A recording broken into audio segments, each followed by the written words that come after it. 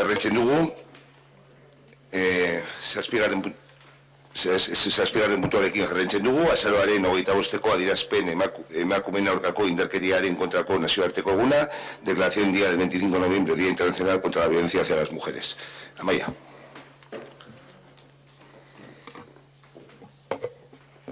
Bueno, en primer lugar quiero agradecer al grupo de Irabazi que se haya sumado a la declaración de Eudel y de la Red Berdin Sarea. Este año incide en la reparación de las víctimas, dándoles voz, autoridad a su testimonio y legitimidad a su relato de la violencia vivida. Azaroaren 25 dela eta emakumeen aurkako indarkeria desagerrazteko nazionarteko egunean. Indarkeria matxistatik libre egongo den gizartea eraikitzearekin dugun konpromisoa berretsi nahi dugu. Era berean, nazioarteko marko juridikoarekin bat berriz azpimarratu behar dugu badagoela loturarik genero arroiengatiko bazterkeria eta desberdintasunaren eta emakumeen aurkako indarkeriaren artean.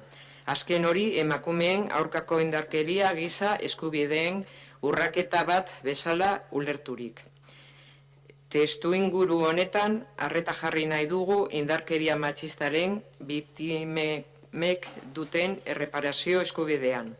Erreparazio horrek egiarako eskubidea dakar, alegia, bizi izandako indarkeriaren, salaketaren eta emakumeen hitzen errelatoa egiazki entzuna izatea.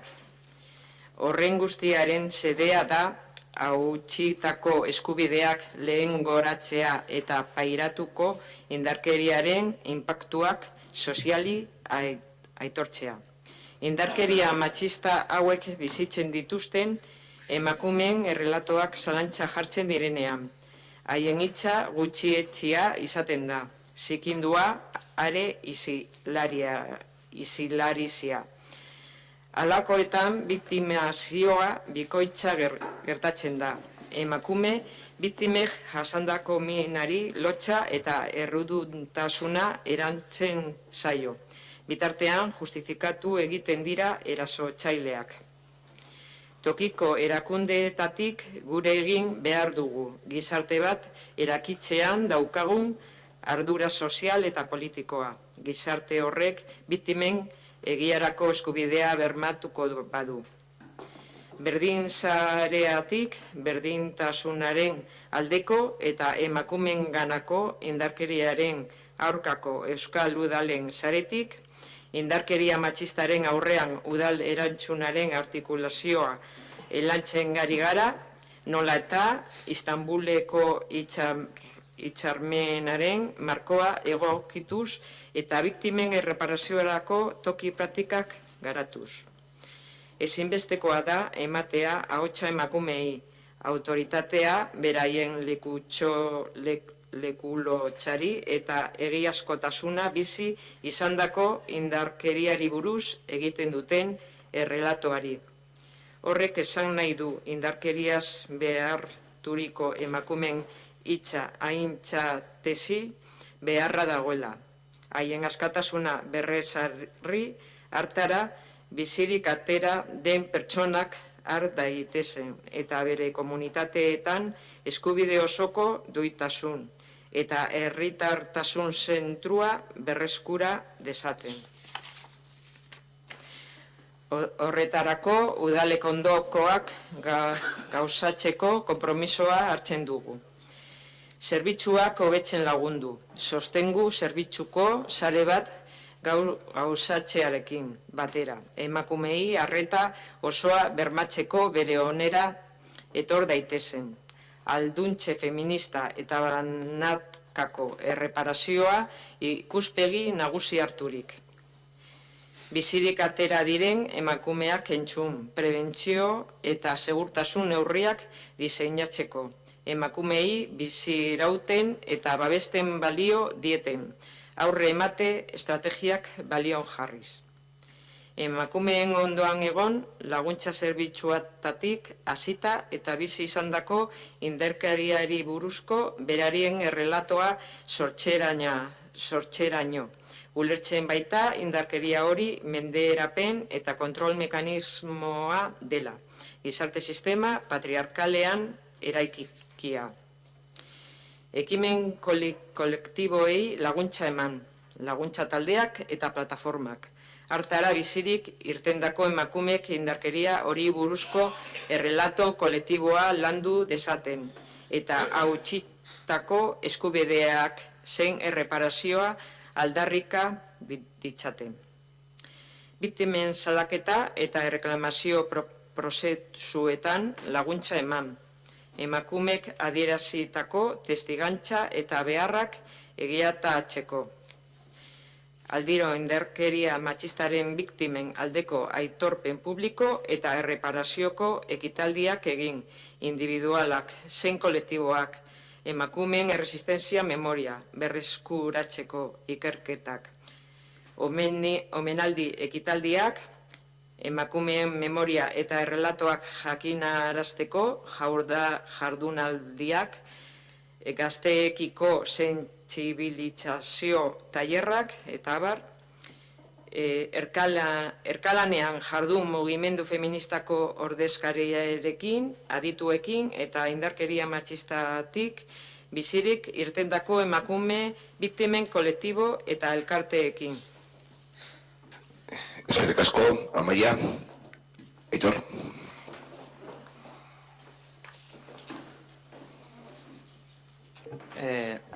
Evidentemente estamos a favor.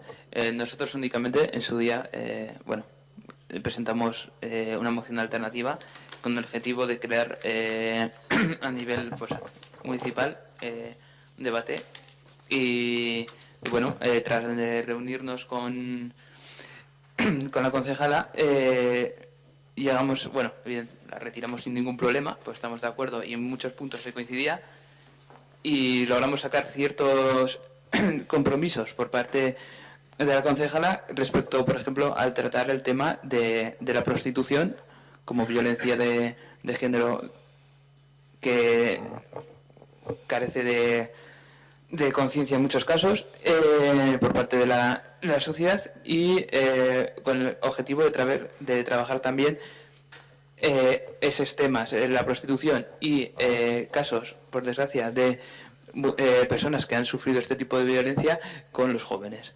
Estaremos pendientes de si se cumplen o no y nada más que añadir. Eskerrik asko, Aitor, Asier. Eskerrik asko, José. Ados gaude. Nos adherimos también a la declaración de Eudel, pero con una adhesión crítica. Y todo lo que no es que no incluya lo que quisiéramos, no incluye nada que vaya en contra de nuestros posicionamientos. Sí que nos hubiese gustado añadir que hubiera por parte del Ayuntamiento mayor compromiso presupuestario para que se puedan, con medios y recursos que permitan visibilizar y dar una mejor respuesta a todos los tipos de violencia contra la mujer. Nos hubiera gustado también añadir que hay que poner el foco en las edades más tempranas para que los niños y niñas no crezcan con este mal.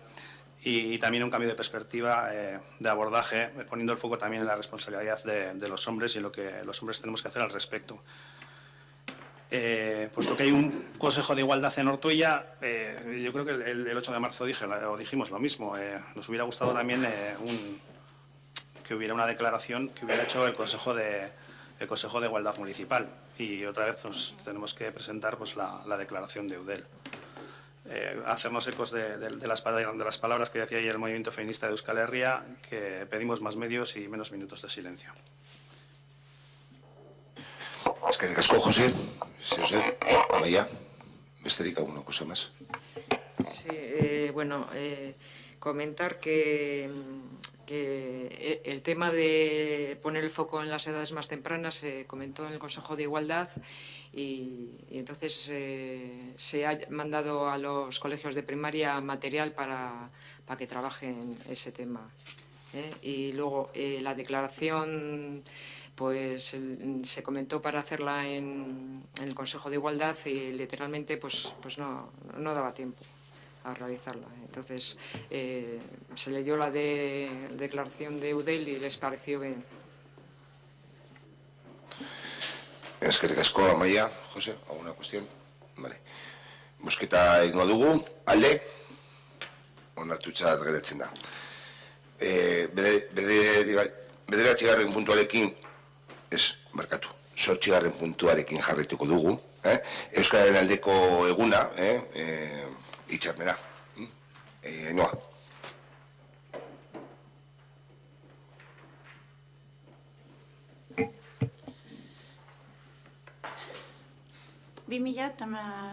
ko Euskararen nazioarteko egunerako adierazpena.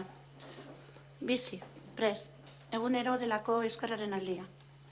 Alaze datorkigu Euskara bere aurtengo nazioarteko egunean, eta alaze doa etorkizunerantz, mingainetan, pantailetan, uinetan, bizi-bizi, zer nahitarako prest. Etxean bizi-bizi, kalean bezala. Bizi-bizi eskolako jolastokian ikasgelan bezala. Lantokian bizi-bizi, lagun arteko solasadietan bezala. Bizi-bizi, osagilearenean saltokian bezala. Zuzeneko harremanetan bizi-bizi, virtualetan bezala. Bizi-bizi kirolean, liburuetan edo zineman bezala.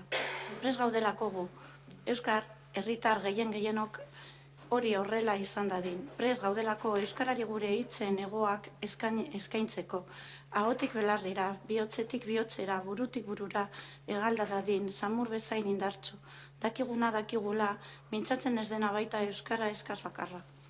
Prest gaude eta gogotsu, Euskaraz gure ahoan bizi-bizi dantzan egin dezan. Gogotsu gaude eta prest gure belarrietan atseginez onartzeko Euskararen soinua. Dakiguna dakigula, entzuten ez dena baita Euskara kaskar bakarra.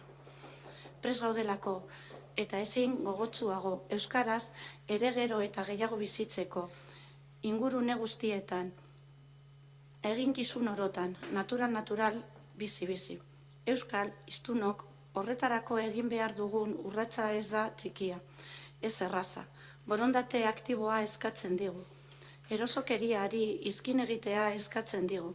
Sakon, errotutako ohiturak aldatzea eskatzen digu. Kontzientzia alegintzen doa eskatzen digu. Euskaraz ere herritar izateko aukera egitea eskatzen digu. Eta eskatzen digu batez ere euskaldun izatetik euskaldun bizitzera doan tartea gainditzeko jokaera aktiboa eta etengabea. Euskararen erabilearen egin beharreko urratz erabakigarria hauzinez du gizarte eraldaketa zabalsakona, neurri historikoa duena, gure gizartearen bilakabidean mugarri izango dena. Eta neurri horretarako aldaketa guztien antzera, adostasuna du elikagai nagusi, prestasun ez da prestatasunarekin batera. Euskararen gizartearen euskara.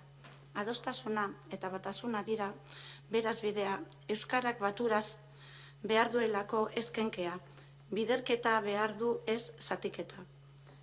Herri aginteak, gizarteak bere dinamika propiotik sorturiko erakundeak, herritar guztiok eta gutariko bakoitza, denon gara, aldi berean euskararen erabilera eraginkortasunez, areagotzeak ezinbestekoa duen adostasun zibil zabalaren osagai eta eragile aldi berean garen bezala haren onuradun eta bultzatzaile, bideratzaile eta babesle.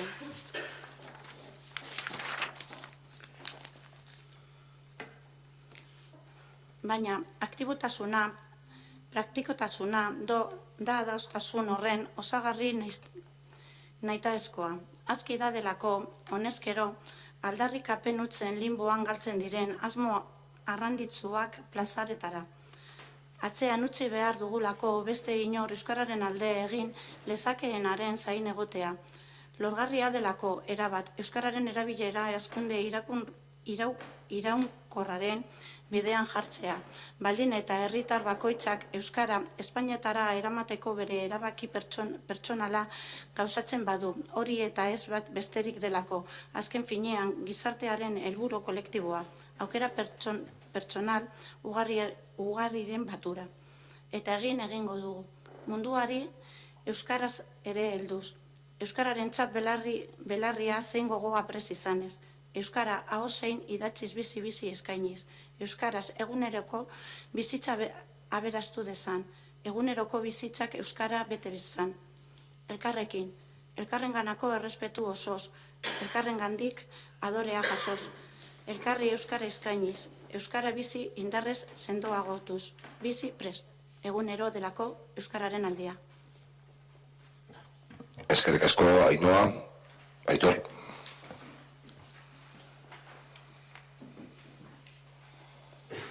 Bat egiten dugu esan denarekin eta besterik gabe alde bozkatuko dugu. Eskerrik asko, Asier. Gure honen alde gaude, ezin ziteken beste erabatera izan ere zerbaitegatik ezaguna egin badin bada EH Bilduren ibilbidea honetan izan da euskararekin ere, izan duen jarrerarekin, gobernu batzordeak izan duenaren duena bezalakoa. Jakin badakigu, inork ez duela nahi euskaldiaren argazkitik at gelditu, baina bai egia da, egunero euskaldia bada ere, urteako udaletxean ez dela holan gertatzen, baina horretaz ez gara gaur mintzatuko gara beste momentutxo baten, beraz, honen alde. Eskerrik asko, Asier. Jose.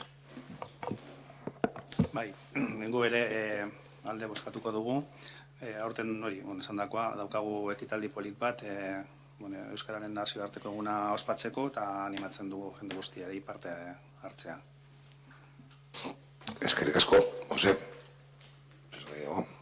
Bozketa egingo dugu, alde, Euskara, Euskararen aldeko egunaren mozioa instituzional irakurmena onartutzat geratzen da. Bestaldetik, etenaditxo bat eskatzen dut, ia mozioekin amaitu dugu, ia 2 orduan 10 minutuko etenaditxoa.